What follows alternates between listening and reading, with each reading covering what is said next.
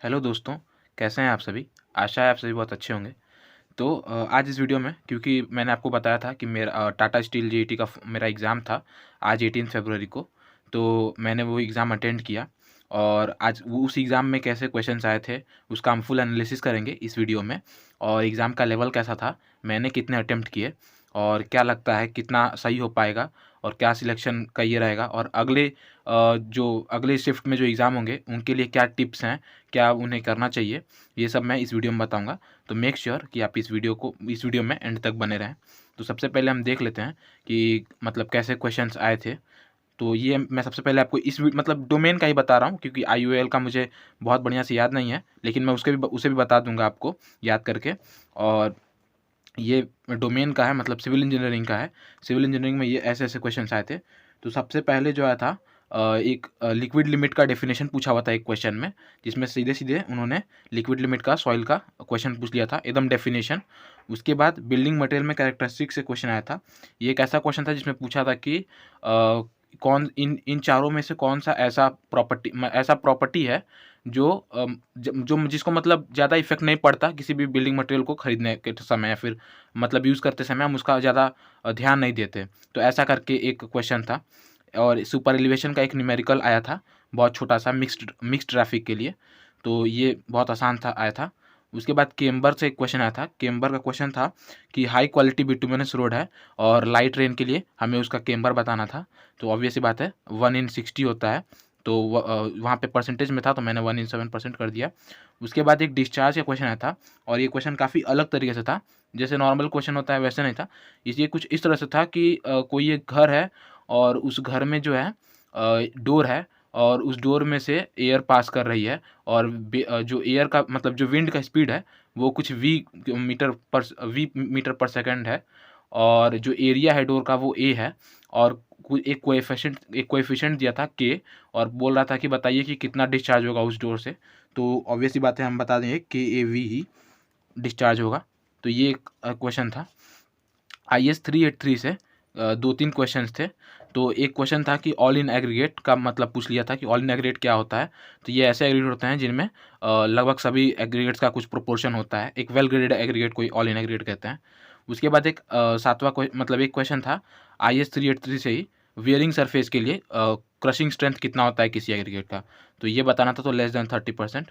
उसके बाद एक जीपीएस से क्वेश्चन आया था। इसमें पूछा था कि इनमें से कौन-सा सिस्टमैटिक एरर नहीं है जीपीएस में, मतलब तो ये बताना था।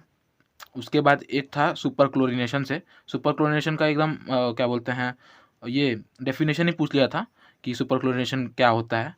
उसके बाद कंटूर इंटरवल पे पूछा था कि कंटूर इंटरवल किस पे डिपेंड नहीं करता है, हाँ, किस पे डिपेंड नहीं करता है। तो ये क्वेश्चन था, काफ़ी आसान था। उसके बाद कंटूर पे स्टेटमेंट बेस्ड भी क्वेश्चन आए थे कि जैसे होता है ना कि कंटूर एक दूसरे को कट नहीं, इनमें से बताना है कौन सा करेक्ट है कौन सा इनकरेक्ट है। तो कंटूर क्या बोलते हैं, एक दूसरे को नहीं कट करता है।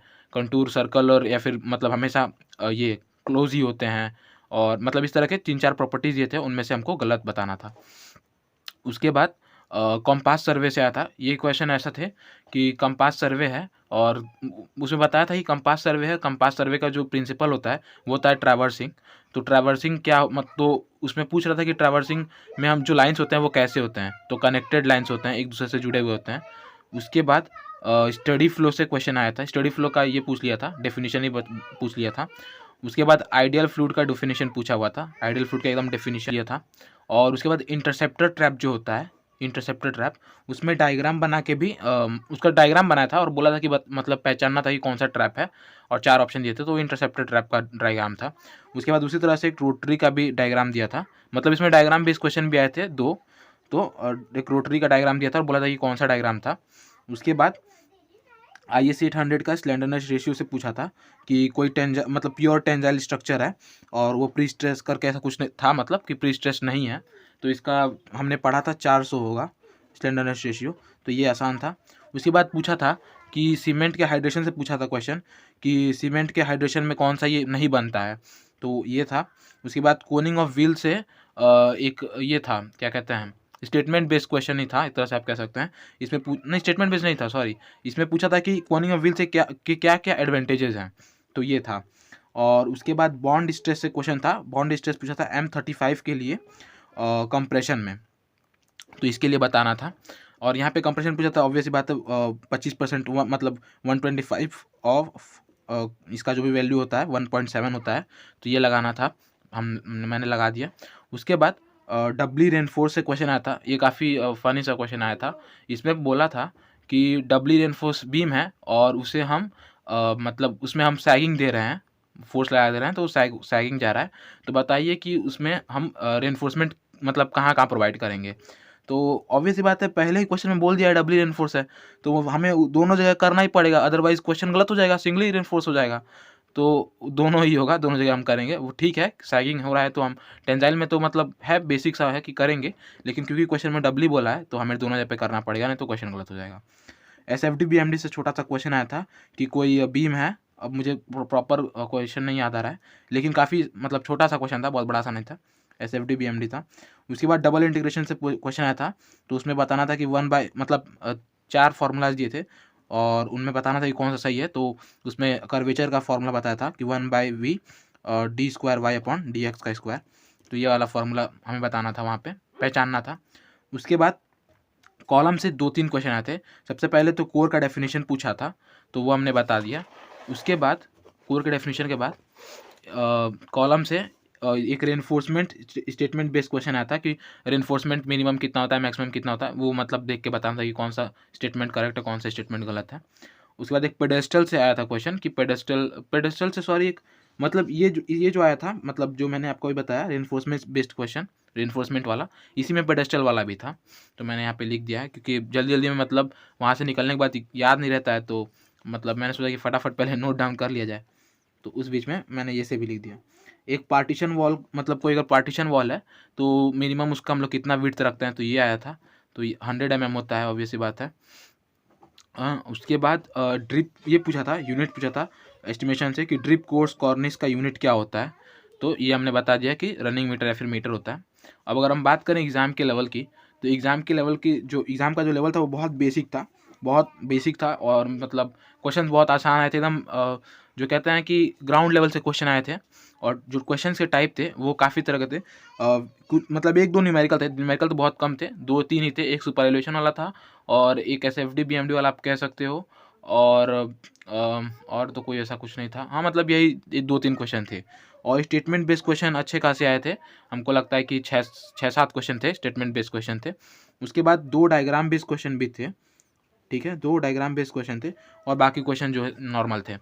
उसके बाद मेरा अटेम्प्ट कितना रहा, तो मैंने तो 92 अटेम्प्ट किए 100 में से, जिसमें से 75 मेरा 80 से मतलब डोमेन से मैंने 75 ये कर लिए, अटेम्प्ट कर लिए, काफ़ी आसान पेपर था। और IOL से मैंने 17 ये किए, क्या कहते हैं, अटेम्प्ट किए, क्योंकि मैं इससे पहले एक जगह पे वर्क भी कर चुका हूँ गुजरात में, एक कंपनी में छोटी से, वहाँ पे मैंने ट्रेनिंग ली थी 1-2 मंथ की, तो वहाँ पे ये सब चीज़ें थोड़ी बहुत बताई गई थी, तो मुझे आइडिया नहीं था कि ये वो सब चीज़ें पूछी जा सकती हैं, बट वही चीज़ें आ गई थी जिसमें पूछा था कि 5S का मतलब 3-4 क्वेश्चन मैं आपको बता देता हूँ। तो पूछा था कि 5S का मतलब क्या होता है, तो 5S जो है स्टैंड करता है शॉर्ट, फिर क्या कहते हैं, शॉर्ट, फिर सेटअप, फिर ये शाइन, उसके बाद होता है स्टैंडर्डाइज, उसके बाद होता है क्या बोलते हैं, सस्टेन। इसका मतलब होता है बेसिकली क्या, कि शॉर्ट करना, मतलब अगर कोई भी सामान आपका यहाँ पे पड़ा हुआ है तो आप सबसे पहले उसको छाटिए, शॉर्ट करिए, उसके बाद आप उसको सेटअप करिए, आप उसको नंबर वाइज मतलब सेटअप करिए, साइज़ वाइज नंबर वाइज, उसके बाद आप उसको सही साफ़ कीजिए, शाइन कीजिए, उसके बाद उसको आप स्टैंडर्डाइज़ कीजिए, मतलब अब ये हमेशा ऐसा ही रहेगा, और उसके बाद उस स्टैंडर्ड को हमेशा सस्टेन करिए, तो ये होता है 5S फार्मूला। उसके बाद एक पूछा था कि TPM का जो है, TPM का मतलब होता है टोटल प्रोडक्टिव मैनेजमेंट, हाँ, टोटल प्रोडक्टिव मैनेजमेंट, इसका पर्पज़ क्या होता है, तो इसका पर्पज़ होता है कि आप कस्टमर को सेटिस्फाई करें और प्रोडक्ट के जो क्वालिटी है उसको अपग्रेड करें, तो ये होता है TPM। उसके बाद पूछा था कि हज़ार्ड का मतलब क्या होता है, तो ऑब्वियस सी बात है, सबको पता है हज़ार्ड का मतलब क्या होता है। उसके बाद एक क्वेश्चन आया था कि कंप्यूटर में जो है सभी प्रोसेसिंग जो होते हैं वो कहाँ पे होते हैं, जो भी फंक्शंस है वो, तो CPU में होते हैं, सेंट्रल प्रोसेसिंग यूनिट।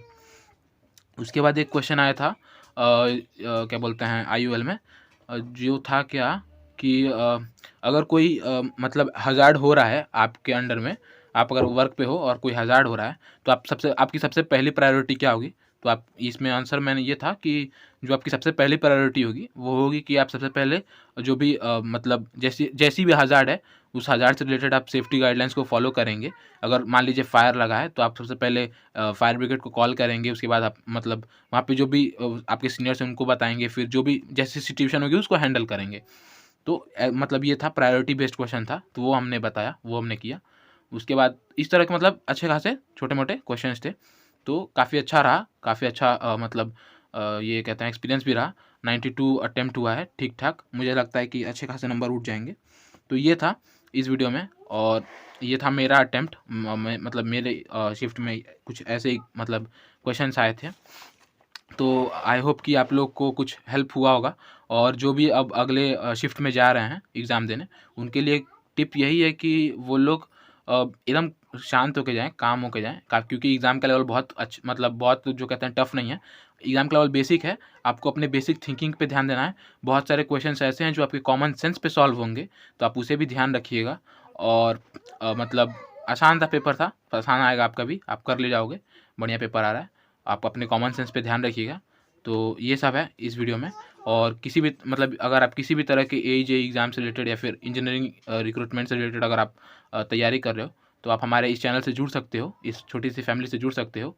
और हम इस मतलब इस चैनल पे ऐसे ही रिलेटेड इंजीनियरिंग एग्ज़ाम से रिलेटेड वीडियोज़ को अपलोड करते हैं, और आपकी प्रिपरेशन को और बेहतर और मजबूत बनाने की एक छोटी सी मतलब ट्राई करते हैं, थोड़ा-सा एफ़र्ट डालते हैं कि हमारी वजह से किसी और की भी हेल्प हो सके। तो ये था इस वीडियो में। Thank you.